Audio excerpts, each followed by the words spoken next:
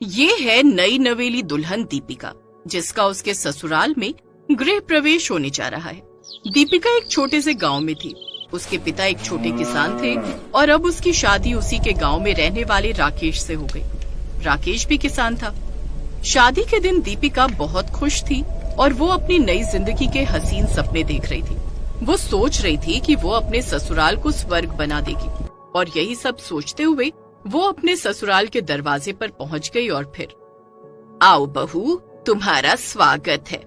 इस कलश पर पैर मारो बहू। इतना तो पता ही होगा ना उसे, बड़ी आई बहू पर ऑर्डर चलाने वाली। हाँ सही बात है, इतनी समझदार तो होगी ही मेरी बहू। हर कोई तुम्हारी तरह बेवकूफ तो नहीं होता ना।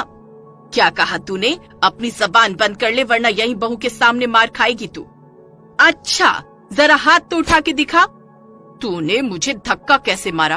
अब तो तू गई बुढ़िया। आहा, मैं बुढ़िया और ये तो बड़ी कमसिन कली हो रही है ना, पोपली कहीं की।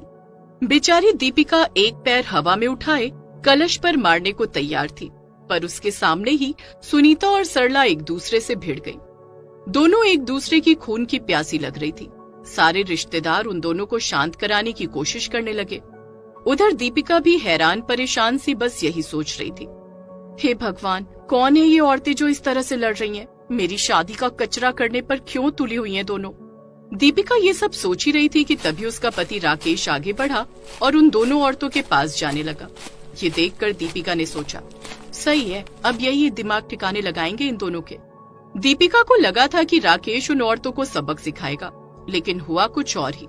राकेश ने सबसे पहले औरतों को एक दूसरे से अलग किया और फिर, अब क्या कर रही हो माँ? राकेश की बात सुनते ही दीपिका का मुंह खुला का खुला रह गया। वो समझ गई कि जिन औरतों को वो फालतू का रिश्तेदार मान रही थी, उनमें से कोई एक उसकी सास थी। लेकिन तभी राकेश ने दूसरी औरत को पकड़ा और कहा, माँ आप भी बस करो, रुक जाओ। इतना सुनते ही दीपिका को दिन में तारे नजर आने लगे। उसे समझ नहीं आ रहा था कि राकेश दोनों औरतों को अपनी माँ क्यों बोल रहा था। क्या उससे सुनने में कोई गलती हो गई थी या फिर वाकई उसकी दो सासें थी? घबराई दीपिका यही सोचने लगी कि अब आगे ऐसी दो खूंखार सासों के साथ उसका जीवन कैसे कटेगा।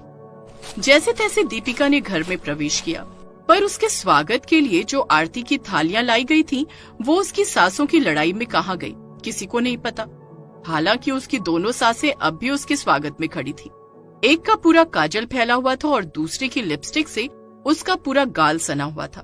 बेचारी दीपिका चुपचाप अपने कमरे में चली आई और फिर, मैं तुमसे माफी मांगता हूँ, दरअसल मेरी दो माँ है, यही कहना चाहते हो ना आप? हाँ, पता नहीं ये बात शादी से पहले तुम्हें बताई गई थी या नहीं।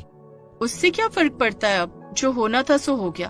अब तो ये बताइए कि उनमें से मेरी असली सास कौन सी है, मतलब आपकी सगी माँ कौन है? वो दोनों ही मेरी सगी माँ नहीं है।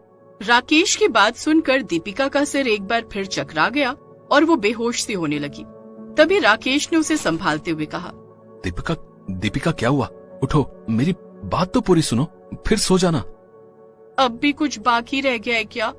देखो, मेरे पिता ने 2 शादियां की थी, पहले सरला माँ से और फिर सुनीता माँ से, लेकिन दोनों को ही बच्चा नहीं हुआ। तब सबने मिलकर मुझे अनाथालय से गोद ले लिया। समझने में आसानी हो इसके लिए मैं सरला माँ को बड़ी माँ कहता हूँ और सुनीता माँ को छोटी माँ कहता हूँ। तुम भी ऐसे ही बुलाना उन्हें। दीपिका समझ गई थी कि उसे जीवन भर दो सासों के साथ रहना ही होगा। ऐसे ही वक्त बीतता गया, लेकिन हालत ये थी कि दिन में कम से कम 2 बार खुद दीपिका ही अपनी दोनों सासों की लड़ाई छुड़वाती। वो तवा, चिमटा, बेलन सब कुछ छिपा कर रखती थी, क्योंकि कई बार उसकी दोनों सासें एक दूसरे का सिर फोड़ चुकी थी। इस सब से परेशान होकर एक दिन दीपिका ने राकेश से कहा, आप अपनी दोनों माओं को समझाते क्यों नहीं है? अच्छा, तुम ही समझा कर देख लो। ठीक है, तो अब मैं ही दोनों से बात करूंगी, वरना किसी दिन एक न एक मारी जाएगी और दूसरी जेल में जिंदगी भर चक्की पीसेगी। दीपिका ने कमर कस ली थी तो वहीं राकेश आराम से चाय पी रहा था। शायद राकेश जानता था कि आगे क्या होने वाला था, और हुआ भी वही। दीपिका ने अपनी दोनों सासों को करीब 1 घंटा बैठकर समझाया, उनसे कई बातें की। ऐसा लग रहा था कि वाकई दोनों दीपिका की बात समझ गई हैं और दोनों एक दूसरे से अब कभी नहीं लड़ेगी। लेकिन ठीक 5 मिनट बाद ही अचानक दीपिका को कुछ टूटने की आवाज आई। दीपिका भागकर वहां गई तो उसने देखा कि सरला ने सुनीता का सिर दीवार पर दे मारा था, जिससे उसका सिर फूट गया था। ये देखकर दीपिका ने भी खंभे पर अपना सिर दे मारा और फिर हो गया, देख लिया, मैंने तो पहले ही कहा था, और समझा लो। ऐसे ही कई महीने बीत गए। अब तो दीपिका भी सरला और सुनीता से कुछ नहीं कहती थी। जिंदगी ऐसे ही कट रही थी। लेकिन फिर एक दिन राकेश अचानक बेहोश होकर गिर पड़ा। उसे लकवा पड़ा था। इस घटना के बाद सब कुछ बदल गया। घर में एकमात्र कमाने वाला अब बिस्तर पकड़ चुका था। कुछ दिन तो जैसे तैसे काम चल गया, लेकिन फिर वो दिन भी आया जब घर में खाने के लिए एक दाना नहीं बचा।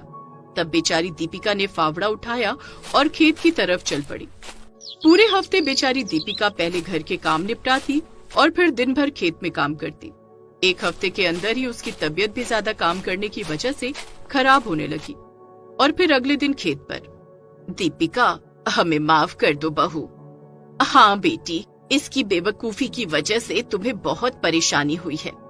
हैं? मेरी बेवकूफी की वजह से? दीपिका को लगा कि अब फिर से उसकी दोनों सासें खेत में गुत्थम गुत्था हो जाएंगी। ये सोचकर उसने अपना माथा पीट लिया। लेकिन तभी सरला और सुनीता हंसने लगी। तुम चिंता मत करो बहू, हम तो मजाक कर रही थी। अब हम कभी नहीं लड़ेंगी। तुमने हमें और हमारी बेवकूफियों को बहुत झेला है, लेकिन अब और नहीं। अब से तुम अकेली नहीं हो। मत भूलो, तुम्हारी दो सासें हैं। हम तीनों मिलकर खेती भी करेंगे और घर भी संभालेंगे और अपने राकेश का भी बढ़िया इलाज कराएंगे। ये सुनते ही दीपिका को ऐसा लगा जैसे किसी ने उसके सिर से बहुत बड़ा बोझ उतार दिया हो। और वाकई इस बार उसकी दोनों सासों को भी समझ आ गया था कि लड़ाई से कोई फायदा नहीं है, बल्कि उनकी सुलह से ही सब कुछ ठीक हो सकता है। और ऐसा हुआ भी। दोनों सासों की मदद से दीपिका के लिए अब सब कुछ काफी आसान हो गया और कुछ ही दिनों में राकेश बिल्कुल ठीक हो गया। सब कुछ पहले जैसा हो गया, सिवाय सुनीता और सरला के, जो अब भी सौतने तो थीं, लेकिन सहेलियां भी बन चुकी थी।